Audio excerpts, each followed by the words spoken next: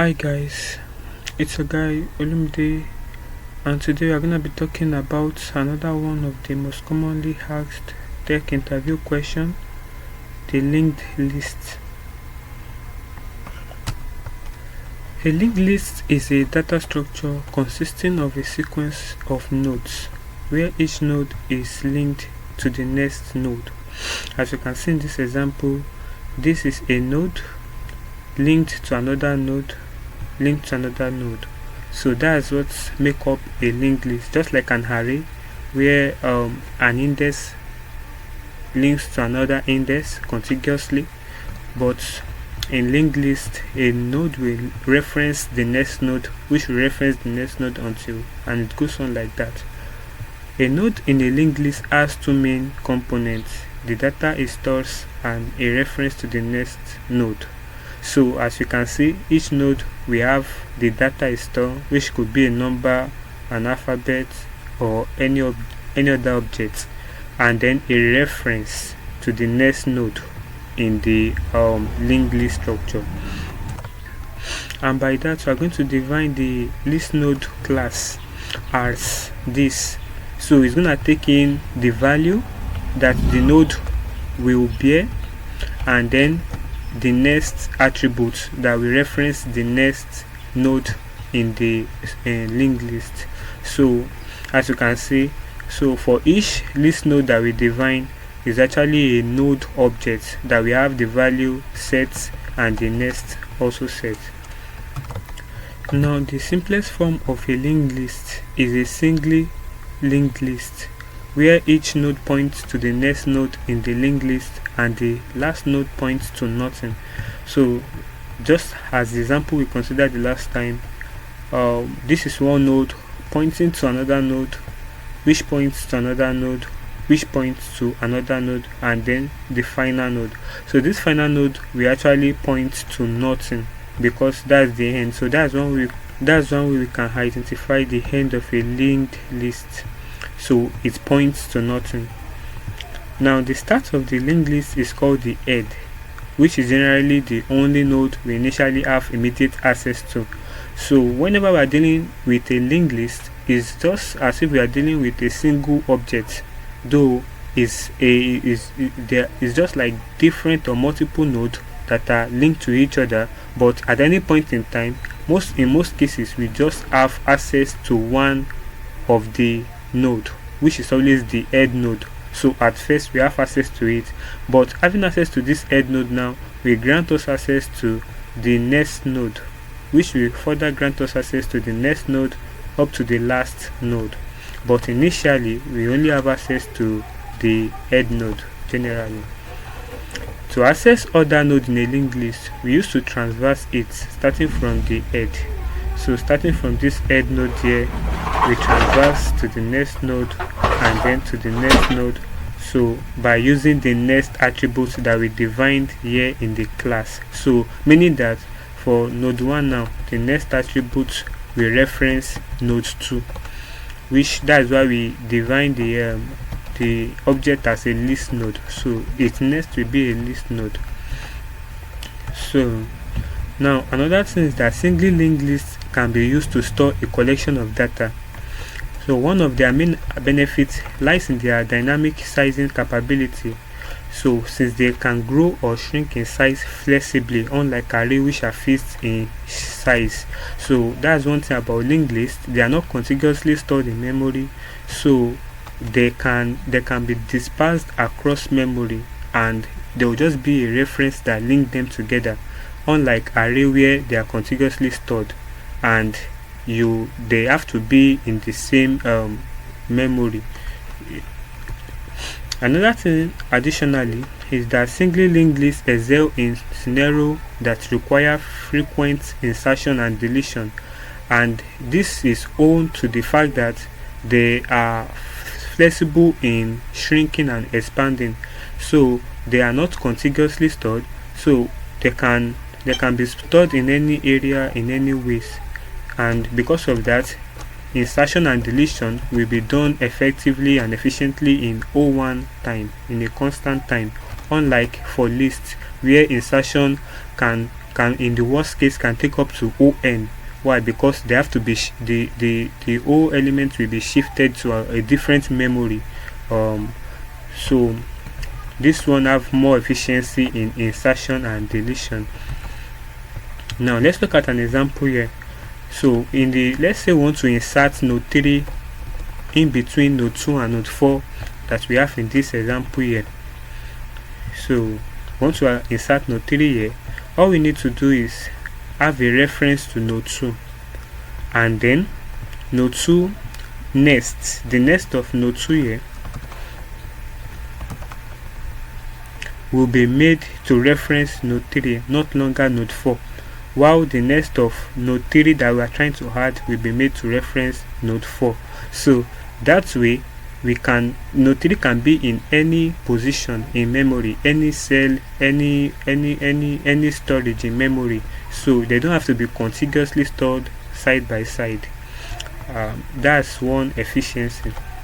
So the efficiency of this operation actually comes at the cost of inability to perform random access, as node can't be accessed by indices like an array. So that's one disadvantage of linked list. We can't perform random access, we can't index. So to get to the last index, to get to the last node there, we need an access to the node before, and to get to node 4 we need an access to node 3. So we can't just index through numerically.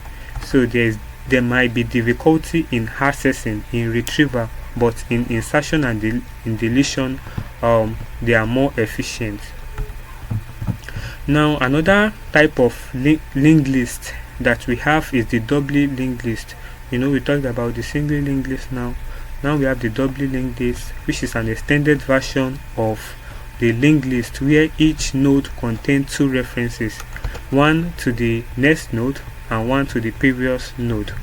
So as you can see here, you see that each of them contain a reference to the next node and to the previous node.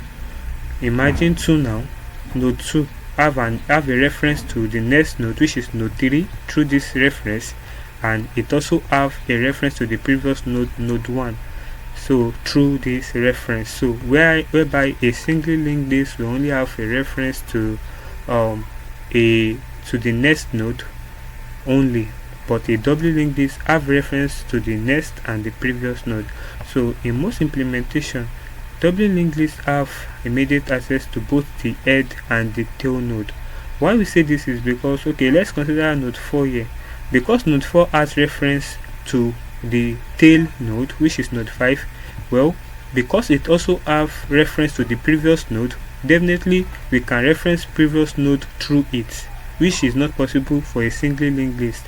And we can take advantage of that to also get the previous node of this node 3 here, and to be able to reference node 2.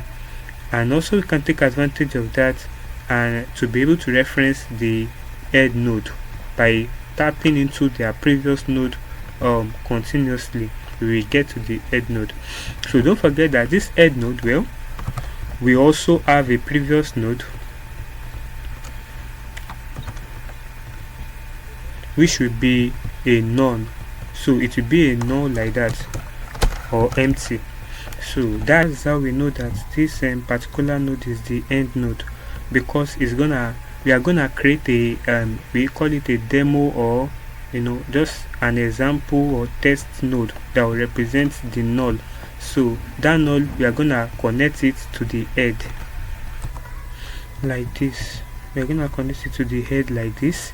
So that way we are sure that when we get to the head node and we try to look for the previous node, is gonna reference this null, and we know that, oh, really, this is the head node. So okay, let's say we want to remove this node 3 from the this linked list. So to do that, it's a doubly linked list now. Why? Because it has a next node and the previous node.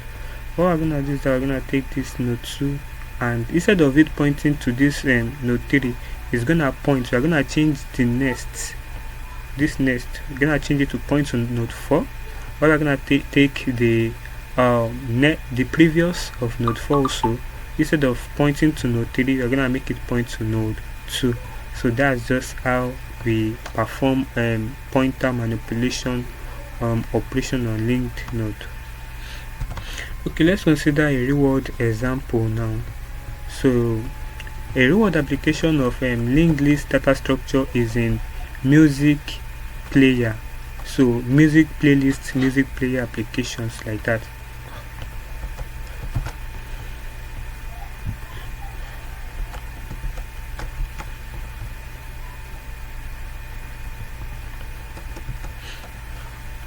A real-world real case application of the linked list data structure is in the music playlist. So music player application often use linked list to implement playlists, particularly doubly linked list, whereby each song node links to the next and the previous. When we are playing music, we click on the next, we can click on the previous, and the navigation is so smooth. So this structure enable efficient addition, removal, and reordering of songs, because only the pointers between the nodes need to be updated rather than moving the entire song data in memory. So when we use an array, we will be moving the entire data. So in a situation whereby the space is not enough. Yeah, a quick one. Engaging tech content like this boosts your visibility to recruiters, hiring manager, and even employees working at various tech companies that you dream of working to as well. So engaging by liking, commenting, and sharing of this video and any other tech content will increase your visibility. You understand? You don't know who is watching. You don't know who is watching and who really wants to help and who you understand? You don't know who is watching. So do well to share this content. You understand? You don't know who is watching. It might be your hiring manager. You understand? You don't know who is watching. So do well to share.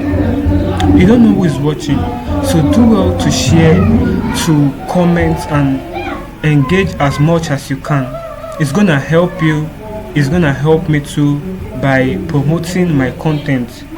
So thank you very much.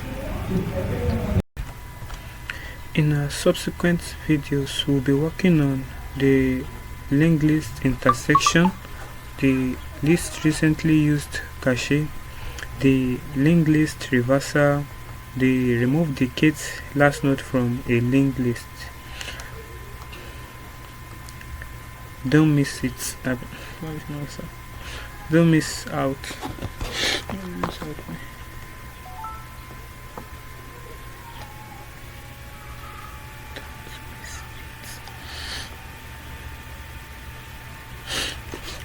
You don't want to miss it. Thank you.